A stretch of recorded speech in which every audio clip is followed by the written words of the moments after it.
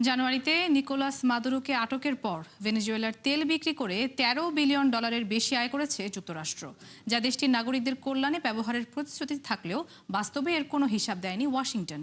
এতে এই অর্থের নয়-ছয় করতে পারেন ট্রাম্প, এমন আশঙ্কা ডেমোক্র্যাট আইন প্রণেতাদের। বিস্তারিত নুসরাত মমির প্রতিবেদনে। গেল ৬ মাসে ভেনেজুয়েলার তেল রপ্তানি করে $13 বিলিয়নেরও বেশি অর্থ আয় করেছে যুক্তরাষ্ট্র। সম্প্রতি এ তথ্য প্রকাশ করেছে যুক্তরাজ্য ভিত্তিক গণমাধ্যম ফিনান্সিয়াল টাইমস। তবে এই বিপুল অর্থ কোথায় ব্যবহার করা হবে তা নিয়ে স্পষ্ট বিবৃতি দেয়নি ট্রাম্প প্রশাসন। যদিও তেল বিক্রির অর্থ তদারকিতে ভেনেজুয়েলা সরকারের খোলা ওয়েবসাইটে শুধুমাত্র গেল মার্চের $300 মিলিয়ন হিসাব দেয়া আছে। লাতিন দেশটির মোট দেশজ উৎপাদনের 1/4 আসে খনিজ ও তেল খাত থেকে।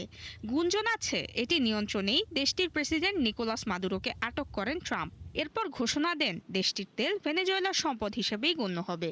এ থেকে প্রাপ্ত রাজস্বের দেখভাল করবে মার্কিন প্রশাসন। প্রতিশ্রুতি দেন দেশটির অর্থনীতি পুনরুদ্ধারের। কিন্তু বাস্তবে এমন পদক্ষেপ নজরে না আসায় শুরু হয় তীব্র সমালোচনা। এক পর্যায়ে বিপরীতমুখী নানা বিবৃতি দিতে থাকে হোয়াইট হাউস, যার মধ্যে উল্লেখযোগ্য হচ্ছে তেল থেকে প্রাপ্ত অর্থ শুধুমাত্র ভেনেজুয়েলাই নয়, মার্কিন নাগরিকদের কল্যাণেও ব্যয় হবে। এছাড়াও গেল জুনে ট্রাম্প জানান ভেনেজুয়েলার সামরিক অভিযানে খরচের 28 গুণ সমপরিমাণ অর্থ এরই মধ্যে তেল বিক্রি করে তুলে নিয়েছে যুক্তরাষ্ট্র। এমন পরিস্থিতিতে এই তহবিলের আসল অবস্থান এবং ব্যবহারের তথ্য প্রকাশ্যে ট্রাম্প প্রশাসনের উপর চাপ বাড়াচ্ছে মার্কিন আইন প্রণেতারা। ডেমোক্র্যাটরা অভিযোগ করেন কংগ্রেসকে অন্ধকারে রেখে এই অর্থ প্রশাসনের পকেটে ভরাই ট্রাম্পের পরিকল্পনা।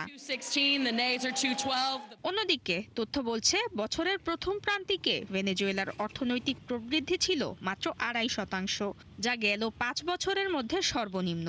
এমন অবস্থায়ও দেশটির তেলের নিয়ন্ত্রণ ধরে রেখে রাজনৈতিক ও কূটনৈতিক চাপ বাড়াচ্ছে যুক্তরাষ্ট্র। নুসরাত মৌমি, 71।